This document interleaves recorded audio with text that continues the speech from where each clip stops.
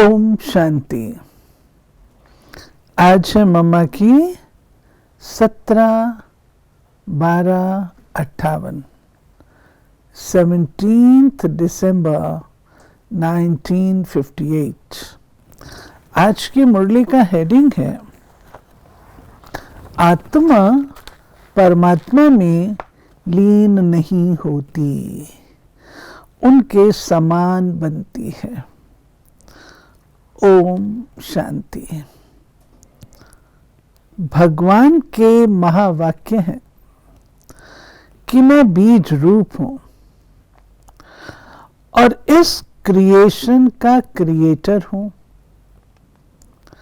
मनुष्य आत्माएं कहती हैं हम ज्योति ज्योत समाते हैं। अब भगवान के कहने और आत्माओं के कहने में फर्क हो गया। जैसे बीज में झाड़ लय होता है, फिर बीज से झाड़ उत्पन्न होता है, तो आत्मा स्वयं अपने आप ज्योति ज्योत में समावे ये नहीं हो सकता है। हम अपना पुराना हिसाब किताब चुकतू कर वापस जा रहे हैं। परमात्मा भी कहते हैं मैं आया हूं फिर से नई दुनिया की स्थापना करने। ये तो प्रैक्टिकल हम देख रहे हैं। इस दुनिया का विनाश होना है।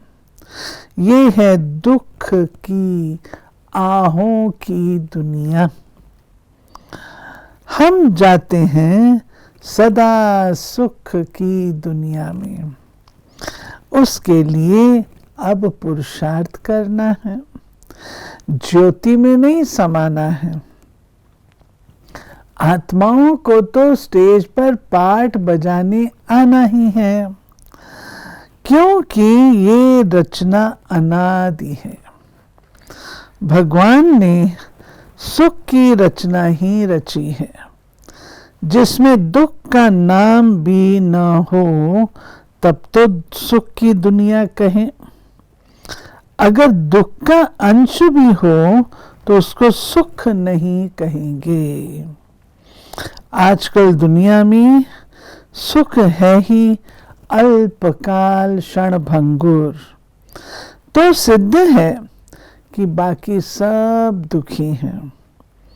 हम अब सदा काल सुख में जाते हैं। अगर अल्प दुख भी वहां हो तो उनको सुख तो नहीं कहेंगे ना। परमात्मा जैसे अविनाशी है, वैसे उसकी प्रॉपर्टी भी अविनाशी है।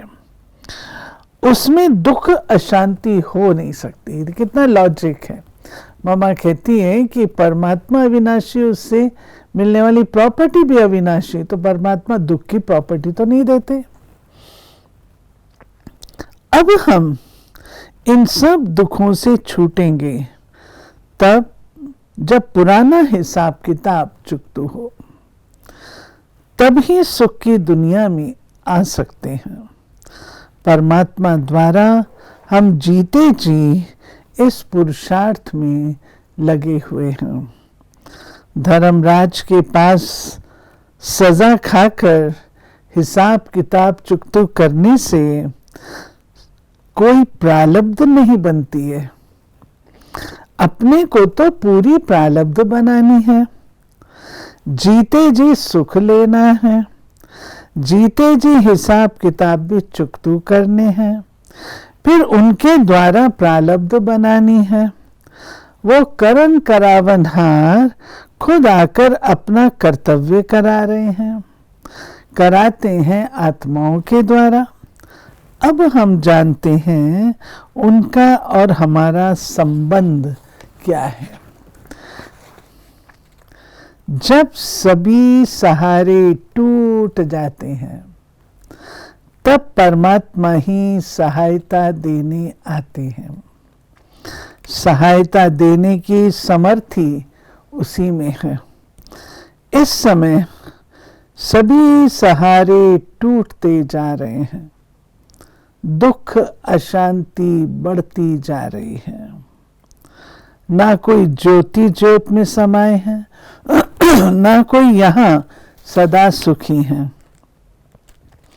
परमात्मा के महावाक्य है, मैं आता ही कल्प के अंत में हूँ, आकर सारे वृक्ष को नया बनाता हूँ, कलम लगाता हूँ।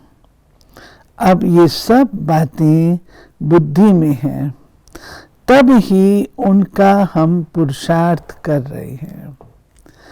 जीते जी पुरुषार्थ कर अपनी प्रारब्ध बनानी है। हम जानते हैं हमारी प्रारब्ध कौन सी है और उनके लिए पुरुषार्थ कौन सा है। ये नॉलेज है। बाकी तो सब कहानियाँ सिर्फ सुनते और सुनाते आए हैं, बायोग्राफी को जानते नहीं हैं। उनके जीवन चरित्र सिर्फ ऐसे ही गाने से भी कुछ बनता नहीं है।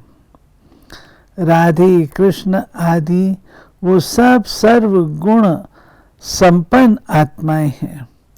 उनके चेहरे सदा मुस्कुराते रहते हैं। अब हम वो संस्कार भर रहे हैं। पुराने हिसाब किताब को चुकतू कर रहे हैं। दुनिया समझती है कि मनुष्य मरा तो स्वर्गवासी हुआ, और कोई साधु संत मरता है तो कहते हैं ज्योति ज्योत समाया। अब हम जानते हैं ये संसार ही जो बहिश्त था अभी दोज़ख है। अब फिर भगवान प्रैक्टिकल में वो बहिश्त बना रहे हैं। हम वहाँ जाने का अब पुरुषार्थ कर रहे हैं। ये काम कोई मनुष्य नहीं कर सकता। बाप और उनके कर्तव्य को भूलने से ही मनुष्य आत्माएं अपने कर्तव्य को भूल जाती हैं। हम आत्माओं को सद्गति देने वाला वही है, क्योंकि परमात्मा तो न्यारी चीज है ना। आत्माओं के साथ उनका ही संबंध है। अब मालूम पड़ता है हमारा तो बड़ा गहरा कनेक्शन है। परमात्मा सबसे न्यारा है, उनके कर्तव्य भी न्यारे होंगे जो मनुष्य आत्मा न कर सकती है, न कर सकेगी। तब ही उनके कर्तव्य निराले गाए हुए हैं। शिव बाबा के कर्तव्य न्यारे और निराले हैं। वो कोई ना मनुष्य आत्मा कर सकती, ना कोई महात्मा कर सकता, ना कोई धर्मात्मा कर सकता, ना कोई देवात्मा कर सकती है। तो वो निराले हैं और न्यारे हैं जो परमात्मा के ही हैं। अच्छा, ओम शांति।